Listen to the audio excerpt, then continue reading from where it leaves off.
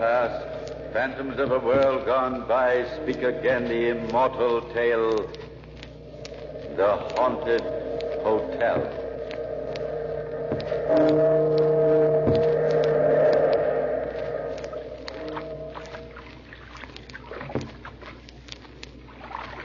Venice is a beautiful city. Its climate is ideal, its buildings picturesque, its atmosphere charming. But I felt almost physically incapable of pleasure as the oarsman tied his gondola to the castle hotel mooring. For in my brain there was just one thought. It kept flying around and around like an imprisoned bat. Why is Philip dead? Why is Philip dead?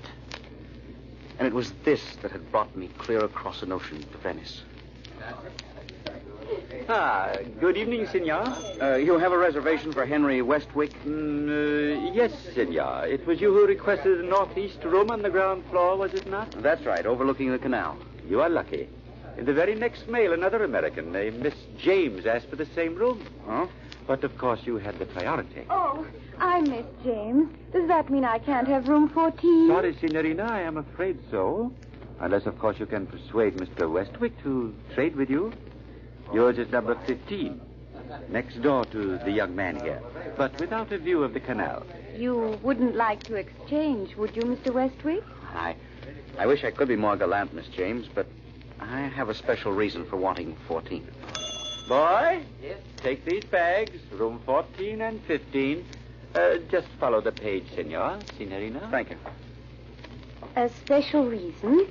You sound so mysterious. Well, as a matter of fact, I'm here to solve a mystery. Really? Oh, please tell me about it. Oh, that is, if you don't mind. No, I think I'd like to, Miss James. Just to make up for not being able to switch rooms with you. 6 weeks ago, my brother married. It was very sudden. He'd met this Countess Nerona and her brother Rivar while traveling through Italy. Fallen deeply in love with her. And they came here to spend their honeymoon. Oh, I thought the hotel opened just last week. Oh, it did. This was formerly an old castle.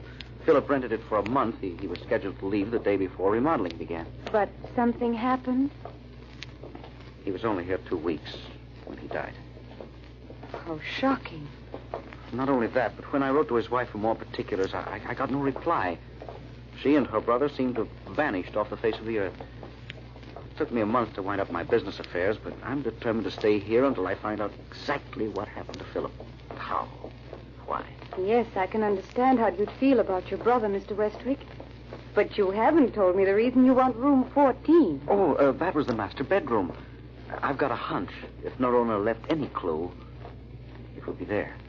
Here are your rooms, sir, madame. Well, good night and very good luck. I'll see you around tomorrow evening, won't I, Miss James? I think so. After all, we Americans have got to stick together. And, Henry? Yes? My first name's Elaine. I went into my own room, shut the door, and immediately that overwhelming sense of depression closed in on me again. For a few minutes there in the hall, Elaine's warmth and vitality had dispelled it. Now, alone, in the very place of my brother's death, I felt more than ever confused and discouraged. Where to start my search? I didn't know. As I crept between the cool sheets, I thought, how much this room could tell me. If it would only speak. If I were only sensitive enough to grasp what it was saying. Then I just drifted aimlessly with the sound of the canal in my ears, lifting me up, bearing me along like a bit of wood on its surface. For a while, I didn't realize the sound had changed, that it had become a murmur of voices speaking fluent Italian. But then I began to see them, a man and a woman. Their images were slightly distorted, like an improperly focused motion picture. And even through my dream, I knew I was outside the scene, invisible to them, an audience of one. How can you ask that of me, Rivar? You're my brother, the only one on earth I care about. How can you ask me to sacrifice myself to that Unattractive boor of an American. Do you think I'm unaware of your feelings, Nerona? That I'm totally blind to how much it repels you? But what can I do? They're after me again for my gambling debts. And those men are vicious, completely unprincipled. Why, killing me would mean as little to them as snapping a toothpick.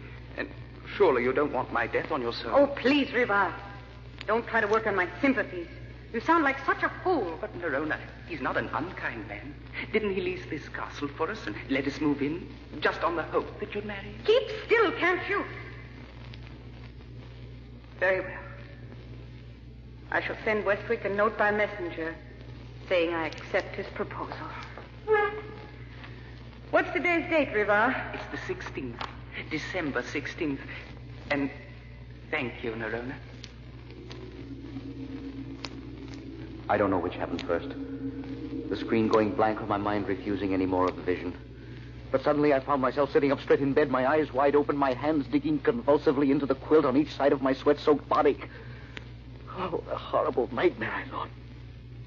And perhaps I could have accepted it as such, except for one thing. In the dream, there had been a wastepaper basket near Nerona's desk, with a newspaper lying on top of it. And while I could not see the Countess nor her brother clearly, the date of that paper had been quite plain. December 15th. And my brother had written to me that his fiancée was so eager for their marriage she had inadvertently dated her acceptance a day ahead. That detail had left my mind completely. Could this dream have been an extension of reality? Emotions undergone so vivid they had left their impress on the walls to be returned to whomever would receive them? I did not sleep much the rest of the night. I spent the next afternoon in a thoroughly fruitless search for some clue to Nerona's present whereabouts. Was rather glad by 8 o'clock to shower and change clothes at the hotel. I'd just finished dinner and decided on a stroll when I heard Elaine calling me. Henry! Hi. Do you always eat dinner so late?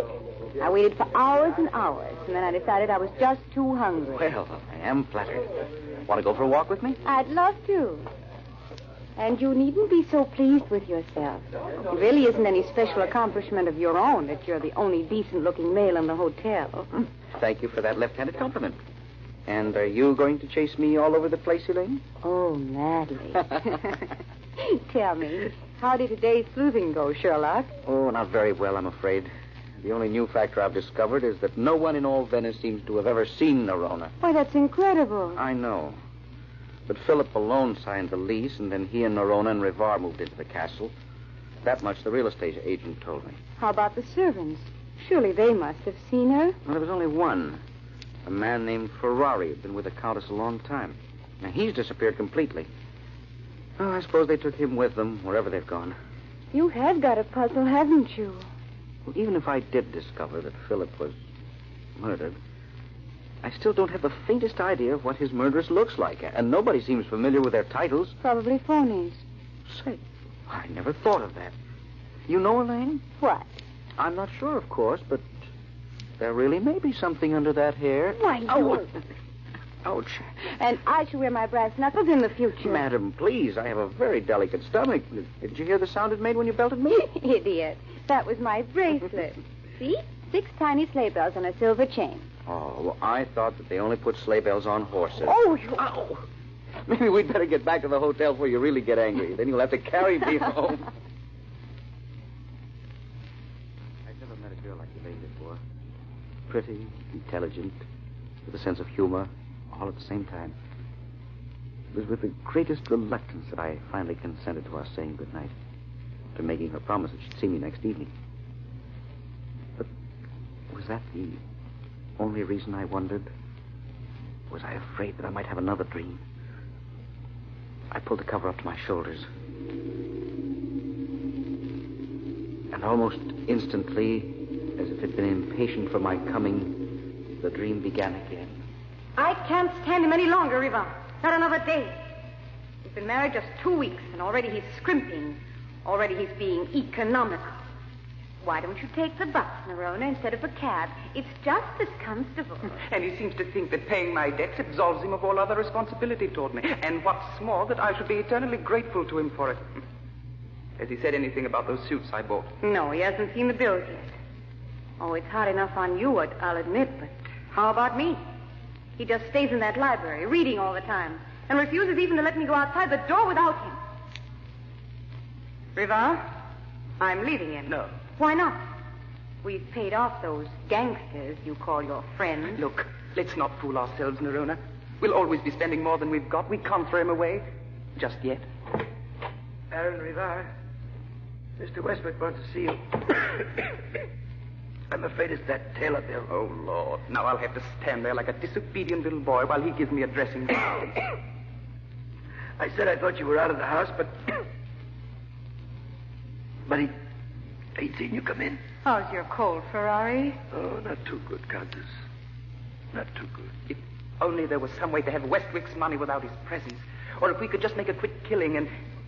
Yes, a quick killing. Riva, no. Do you want to live with that man the rest of your days? Tell me, Nerona, does your husband carry any life insurance? All had gone black again. I was pushing desperately through the thick sludge of sleep, struggling back into consciousness. It was nearly dawn. The world from my window looked cool and clean and quiet. I was so shaken I could barely dress. But I knew only a long walk would calm my shivering nerves. And besides, there were a few telegrams I had to send. Telegrams which might clear up the mystery of Philip's death.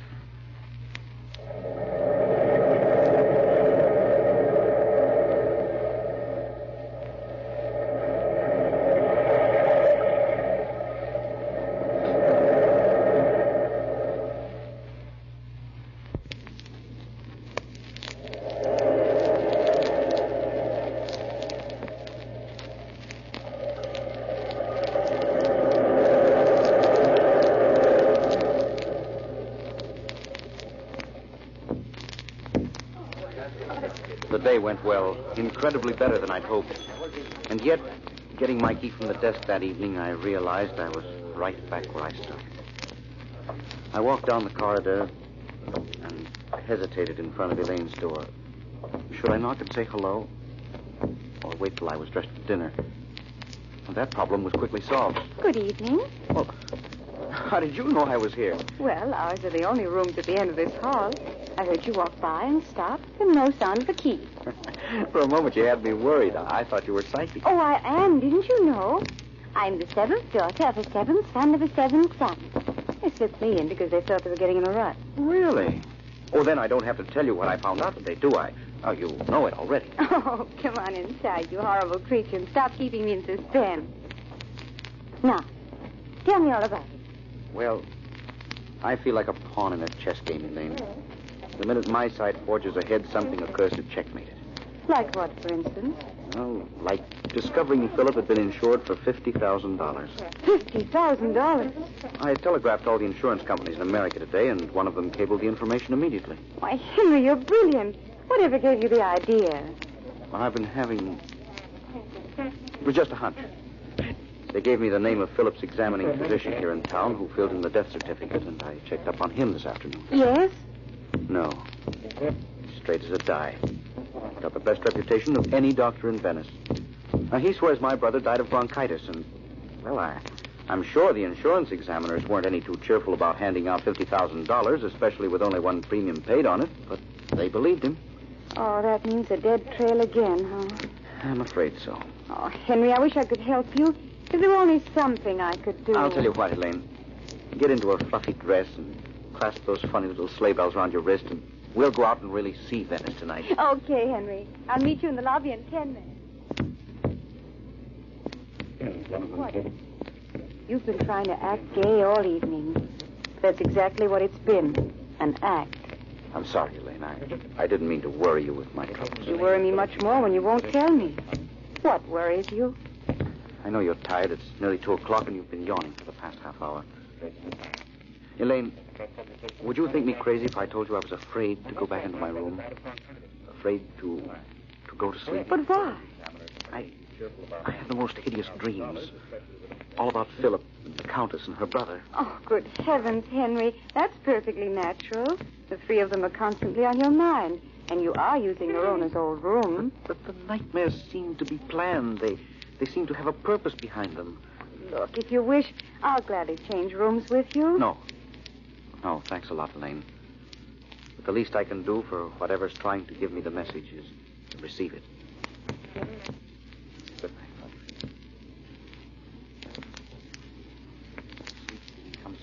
No. Perhaps because I was too anxious to get into the dream, or because for the first time I'd acknowledged a complete belief in it. At any rate, my eyes simply wouldn't stay closed. My mind kept whirling ceaselessly. I tried to lie very quietly, without thrashing, and my body grew taut and straining with the effort. Finally, just as I felt I could stand this immobility no longer, the thread snapped. My brain went limp, and the shadow play continued. Take another look, Riva.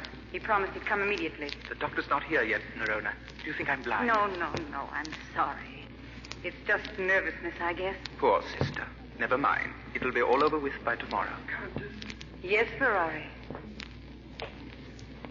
But we should come to this, Riva. The only friend we have left. And we bury him in another's grave. I don't mind, Countess. In fact, I should be flattered. Think how long I shall be pointed out as a millionaire instead of the pauper I really am. Twice before I had this illness, I knew a third attack would be fatal. He's coming. Quickly now, Ferrari. Repeat your story. Yes. I am Philip Westwick. Last week I caught cold, but I refused to have a doctor, even though my wife pleaded strenuously that I should. I hold a $50,000 policy on my life, and in the event of my death, I wish the doctor to communicate with them. My wife will arrange all the funeral details and notify my relatives in America. Right. Now, I must go into the library and find my husband. He'll be pleased to see me, I'm sure. There's a small jeweler's bill of mine he's taken in there to study. Oh, well, that'll soon be over for good. And it's most important Philip doesn't wander into this part of the house while the doctor's still here. That might prove awkward. Nerona, when do we finish with Philip? Tonight, after the doctor's safely gone. How? Tonight. But you know I can't stand the sight of blood. Don't worry, I intend to do this thing myself. I do not propose to have it bungled. There. He's at the door now. Wait until I'm out of sight, then answer him. And Riva? Yes? If the doctor asks where Mrs. Westwick is, tell him my constant vigilance has tired me so. I'm asleep in another room. Very well, Nerona. Very well. The tableau faded slowly before my eyes. And try as my subconscious would to call it back, make it unreal further for me. The curtain remained stubbornly closed. I didn't wake after this dream, as I always had before. Sank into a dense, hypnotic slumber. Then I felt hot, bright fingers of sunlight touch my eyelids. I knew it was morning. I awoke. Between that and my breakfast, I formulated a final plan. Something in last night's vision had given me an idea. It was just a little lead, to be sure, but everything else had turned out in blind alley. So I had to try it. I was sitting on the floor in the library, surrounded by books, when Elaine walked in. Oh, looking for someone, lady? What? Oh, Henry. Is this where you've been all afternoon? I just came in to get a magazine, because when you're not around, the hotel's so boring. Thank you for them kind words, ma'am. You can add them to my bill when I leave. What are you doing? Is this another clue in the case of the missing countess? Or have you simultaneously lost your mind and found a new variation on paper dollies? It's a clue, I think. Well, sit down here. Make yourself useful. All right. Now what? Well, look through this pile of books and see if you can find a bill or a letter. I have reason to believe Nerona bought some jewelry. So what? All women buy jewelry. Even I do. If we can find out where she bought it, we'll be able to get her description. See? Oh, of course. What a dope I am. Oh, I never argue with a lady. What? If the bill's not here, it won't matter too much. I'll canvass every jewelry store in Venice till I hit the right one. How come you're so sure of this angle, Henry? Did you find out something new? Well, I had a dream about Nerona last night. Oh, well, tell me, Henry. What does she look like? Is she beautiful? It's funny, but I don't really know. It's as though I'm nearsighted and can't get the image distinctly. Help me, I've tried. Hey. What? Oh, Henry, it's a letter. Well, open it quickly. See if it's the one we want. It is. A bill made out to Philip for 3,000 lira. Oh, Elaine, this is the break. This is the opening wedge. I've got a hunch that from now on the mystery's going to crack wide open. I'm going to phone this jeweler for an appointment. I don't want to be a killjoy, Henry. But it says on the bill, store hours from 10 to 6. It's nearly 7 now. Oh, well, it doesn't matter. I'll go tomorrow. Tonight we'll celebrate. We'll have truffles and nightingale's tongues and champagne. The works. Anyway, Henry, we'll have the champagne. Late that night, when we returned to the hotel, I felt more than ever that at last I was getting to the root of Philip's death. I crept into bed.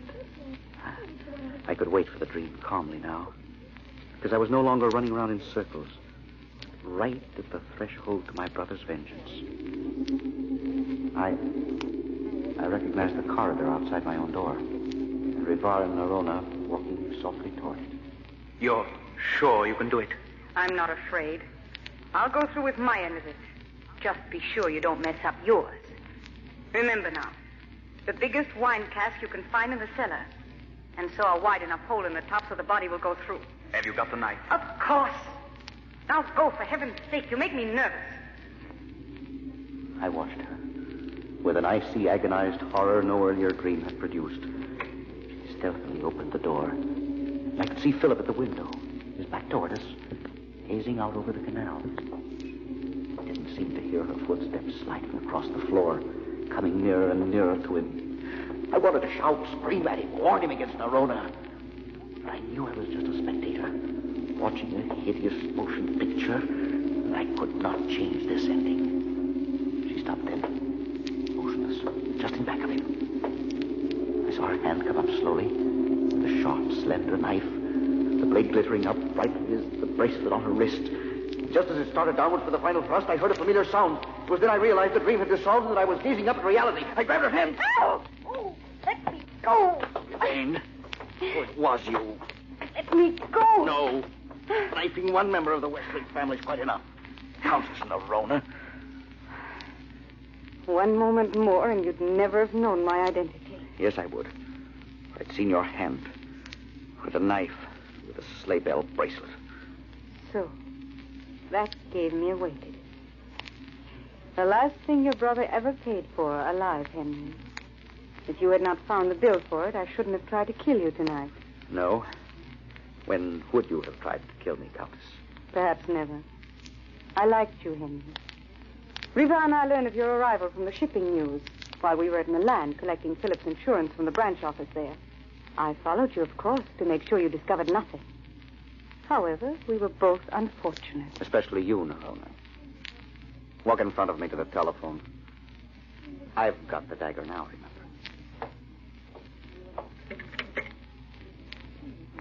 Night clerk, will you please call the police, tell them there's a murderess in room 14? Yes, thank you. Go on, Nerona. What about your American accent? It's quite perfect. I really am a countess, even though from an obscure town in Luxembourg. And I was given the appropriate education. I could speak 6 languages fluently at the age of 10. However, one cannot turn titles into bread nowadays, and so we had to live by our wits, Riva and I. Come in. Senora Westwick, they are here. Shall I send them in? No. I shall go out to them. Henry, take this bracelet to remember me by. Such little bells. One would not think them capable of sounding a death knell. Senora, the authorities growing patient. Of course. Goodbye, Henry. Goodbye. Goodbye, Elaine.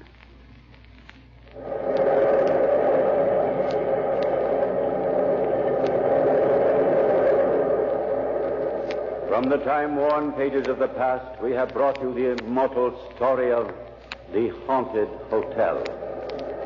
Bellkeeper, toll the bell.